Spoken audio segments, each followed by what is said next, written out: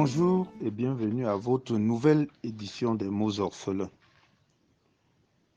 Le mot orphelin de ce matin, c'est le rendez-vous. Le rendez-vous. Qu'est-ce que c'est qu'un rendez-vous? C'est une rencontre convenue entre deux ou plusieurs personnes. Une rencontre convenue entre deux ou plusieurs personnes. Quand on dit convenu, entendu, c'est-à-dire les deux parties étant d'accord, ou bien l'un ayant informé l'autre, et absolument. Alors, que dit la Bible? Et comme il est réservé aux hommes de mourir une seule fois, après quoi vient le jugement. Alors, il y a deux rendez-vous inévitables pour un être humain. Je dis bien deux rendez-vous inévitables pour un être humain. Alors, sachez-le, la mort et le jugement sont les deux rendez-vous inévitables pour tout être humain. La mort seule semble poser dans sa profondeur la question du sens de la vie. Elle semble être une fatalité rémanente, un rendez-vous dont certains redoutent pendant que d'autres le recherchent et le précipitent. Avez-vous donc remarqué que le règne de la mort autour de nous a ravalé au calendrier grec la seconde fatalité qu'est le jugement? Sinon, comment expliquer la sérénité des auteurs de multiples crimes dans le Nozo, dans le Nord-Ouest, des assassinats? Ces sanguinaires ont mis de la vitesse dans leurs actions ignobles au point où les pays réputés être des havres de paix attendent inexorablement à leur tour le carnage. Avez-vous oublié le génocide rwandais, les morts afghans, les morts ivoiriens, les morts irakiens, palestiniens, tunisiens, égyptiens, libyens, nigérians et dans un récent passé tchadien? La liste serait non seulement longue et difficile à établir, mais révoltante et nous éloignerait des deux fatalités réservées à tout autre être humain, la mort et le jugement. Avez-vous pensé à un moment donné à la fin de votre propre existence physique? C'est en larmes que Jérémie décriait en son temps l'horrible drame de ses compatriotes vautrés dans les péchés au point d'oublier leur faim. La souillure était dans leurs pans, dans les pans de sa robe, et elle ne songeait pas à sa faim. Lamentation 1:7. 700 ans environ avant Jésus-Christ, Sophonie prophétisait sur l'aveuglement de l'homme rebelle à la parole de Dieu en ces termes. Je mettrai les hommes dans la détresse et ils marcheront comme des aveugles parce qu'ils ont péché contre l'Éternel. Je rependrai leur sang comme de la poussière et leur chair comme de l'ordure. Avez-vous suivi de près la capture de Saddam Hussein par le malin américain? Ils avaient promis une récompense de 25 millions de dollars à celui qui montrerait la cachette du raïs irakien. À sa capture, le raïs avait sur lui 75 millions de dollars, des intérêts 3 fois le capital. La chasse au chef d'État est un véritable raccourci d'enrichissement aux malins occidentaux. Avez-vous pensé au compte suisse gelé? Ni les dollars, ni l'argent, ni les somptueuses villas de Saddam Hussein n'ont pu l'épargner de la mort. Encore moins ses deux fils qui vivaient dans l'opulence la plus ostentatoire. Le raïs irakien a été égorgé comme un mouton le jour même de la Tabaski. Naïve coïncidence, bien malin qui pourra se taire. Oussama Ben Laden, dont on vient de faire une émission ce matin, du 2 mai, venait d'être contraint à honorer le premier rendez-vous fatal des humains, c'est-à-dire la mort. 10 ans de cavale, 444 millions de dollars pour honorer à ce rendez-vous. C'est aussi malheureux pour Ben Laden de proposer la mort aux autres et de fuir lui-même cette mort avec la plus grande énergie pendant plus d'une décennie. Quand est-ce que l'homme comprendra que la mort est un phénomène s'étendant à toute la vie, qui est une incessante agonie, une expérience de la fin en tout, un perpétuel jugement porté par l'éternité sur le temps? La plupart des gens tantôt fuient la mort comme le pire des mots et tantôt l'appel comme la fin des mots. Ce qui est important, c'est la préparation au jugement divin. Plus près de nous se trouve déjà entre les mains des malins, par-ci par-là, des gens qu'on a capturés en guerre, fait prisonniers et même la famille. Alors, je voudrais vous dire, ont-ils besoin de précipiter le mortel à la mort? Soyons patients. Soyons aussi courageux de reconnaître que ceux-là, les hypocrites qui nous dirigent, qui continuent à nous menacer, à nous enfermer, ne songent pas à la mort. Jérémie, en son temps, avait crié à cela. Méfions-nous d'oublier ce rendez-vous inévitable. Vous souvenez-vous de la capture de Samson par les Philistins? Les Philistins le saisirent et lui crevèrent les yeux. Ils le firent descendre à Gaza et le lièrent avec des chaînes d'airain. Il tournait la meule dans la prison. Alors, n'avez-vous pas vu à l'écran des chefs d'État capturés? Souvenez-vous dans un récent passé, Barbeau, et voir de quelle manière les rebelles et leurs maîtres français criaient à la victoire, comme si eux resteraient en vie tout le temps. Ainsi en était Samson aux mains des Philistins. Dans la joie de leur cœur, il dit qu'on appelle encore Samson et qu'il nous divertisse. Ils firent sortir Samson de la prison et il joua devant eux. Ils le placèrent entre les colonnes. Alors, je voudrais vous dire une chose. La mort de chacun, de chaque personne, de chaque être humain est certaine, que ce soit dans une lenteur ou dans une précipitation. Une certitude se dégage, le rendez-vous de la mort est inévitable à tout être humain.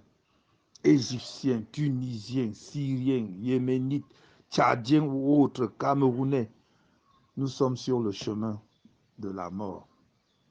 Alors, si ces multimilliardaires n'ont pu échapper au rendez-vous de la mort, avons-nous le droit de penser à une quelconque échappatoire? Je crois que non. Abstraction faite aux morts précipités. La sagesse nous enseigne que le temps et l'espace sont mortifères. La parole de Dieu nous montre seulement 2 personnes qui ont échappé au rendez-vous de la mort, Enoch et Élie. Le saviez-vous? Alors, la Bible dit, c'est par la foi qu'Enoch fut enlevé pour qu'il ne voie point la mort. Enoch marcha avec Dieu, puis il ne fut plus, parce que Dieu le prit. Alors, comme il continuait à marcher en parlant, voici un char de feu et 2 chevaux de feu les séparèrent l'un l'autre, et Élie monta au ciel dans un tourbillon. Voilà les 2 qui ont échappé à la mort. D'une façon générale, la mort n'oublie personne. Nous pouvons vivre en oubliant la mort, mais la mort n'oubliera personne. La Bible nous cite certains de nos patriarches avec des durées de vie exceptionnellement longues, sans pour autant échapper à la mort. Enoch vécut 905 ans, puis il mourut. Seth, 912 ans, puis il mourut. Adam, 930 ans, puis il mourut. Jéré, 962 ans, puis il mourut. Messouchéla, 969 ans, puis il mourut. Alors, la page nécrologique de la Bible, Genèse 5, nous cite tous ces gens-là. Tous les créateurs des religions multitudinistes du monde sont morts et retenus par les liens de la mort, à l'exception de Jésus-Christ qui revient bientôt pour le jugement des morts et des vivants. Le psalmiste étant s'écriait un jour, y a-t-il un homme qui puisse vivre et ne pas voir la mort? Qui puisse sauver son âme du séjour des morts? Face aux guerres larvées, aux catastrophes naturelles et d'autres sources de mort, aux accidents, beaucoup d'hommes avisés continuent à éviter la préparation par la parole de Dieu du premier rendez-vous inévitable qu'est la mort. Pour beaucoup d'hommes, la mort est une perte totale de biens terrestres, du pouvoir, des femmes et de l'éternité avec Jésus. Ceux qui sont en Jésus-Christ trouveront en la mort, en ce premier rendez-vous, une source de gain. L'apôtre Paul disait, « Christ est ma vie et mourir m'est un gain. » Christ est le seul à avoir vaincu la mort. Jésus-Christ a réduit la mort à l'impuissance et a mis en évidence la vie et l'immortalité par l'Évangile. Vous souvenez-vous de l'horreur avec laquelle Pilate faisait mourir les Galiléens? Les Galiléens étaient égorgés comme des moutons, le sang récupéré et mêlé au sacrifice. Devant l'horreur du drame, des Galiléens décidés avaient résolu de se plaindre au Maître Jésus afin d'attirer sa compassion ou provoquer une vengeance ou une réaction à la dimension du drame. Avez-vous remarqué la position de Jésus? Est-ce en ce même temps, quelques personnes qui se trouvaient là racontaient à Jésus ce qui était arrivé à des Galiléens dont Pilate avait mêlé le sang avec celui de leur sacrifice. Il leur répondit, croyez-vous que ces Galiléens aient été de plus grands pécheurs que tous les autres Galiléens parce qu'ils ont souffert de la sorte? Non. Je vous le dis, mais si vous ne vous repentez, vous périrez tous également. Ou bien, ces 18 personnes sur qui est tombée la tour de Siloé et qu'elle a tuées, croyez-vous qu'elles aient été plus coupables que tous les autres habitants de Jérusalem? Non, je vous le dis, mais si vous ne vous repentez, vous périrez également. Souvenez-vous, dans un WhatsApp, nous avons trouvé 7268 pénis des hommes, des Africains coupés. Ces êtres sont-ils vivants? Non. Regardez les morts dans Lampedusa. Où est-ce qu'ils vont? Dans les eaux de Lampedusa. Pour Christ, le plus important était la repentance et non la mort qui est une fatalité. Pour Jésus-Christ, ce qui fait mal, c'est le péché et non la mort. Ou au mieux, ce qui fait mal, c'est la mort du pécheur non repentant. Chaque cas de mort est un avertissement aux vivants. Ce qui fait profondément mal dans tous les cas de la mort, c'est le péché appelé par l'apôtre Paul aiguillon. Ô mort, où est ton aiguillon? L'aiguillon de la mort, c'est le péché. Et la puissance du péché, c'est la loi. Christ et ses disciples n'avaient pas peur de la mort. Bien au contraire, ils appelaient tous les hommes à se repentir pour se préparer au mieux au jugement à venir. Ce qui est important, c'est la préparation au jugement divin. Souvenez-vous de la Cour pénale internationale créée par le monde pour juger les crimes contre l'humanité. Avez-vous aussi vu son incapacité à juger les crimes? Pour Dieu, aucune difficulté n'est prévue pour l'arrestation des criminels. Après la mort, tout homme comparaîtra devant Dieu. La parole de Dieu annonce que les justes jugeront le monde avec Jésus-Christ. Et il dit, ne savez-vous pas que les saints jugeront le monde? Et si c'est par vous que le monde est jugé, êtes-vous indigne de rendre les moindres jugements? Ne savez-vous pas que nous jugerons les anges? Aucun moyen n'est prévu dans la parole de Dieu pour échapper au jugement divin. Puis, je vis un grand trône blanc. Et je vis les morts, les grands et les petits qui se tenaient devant le trône. Et les morts furent jugés selon leurs œuvres d'après ce qui est écrit dans ces livres. Puis la mort et le séjour des morts furent jetés dans le temps de feu. C'est la seconde mort, les temps de feu.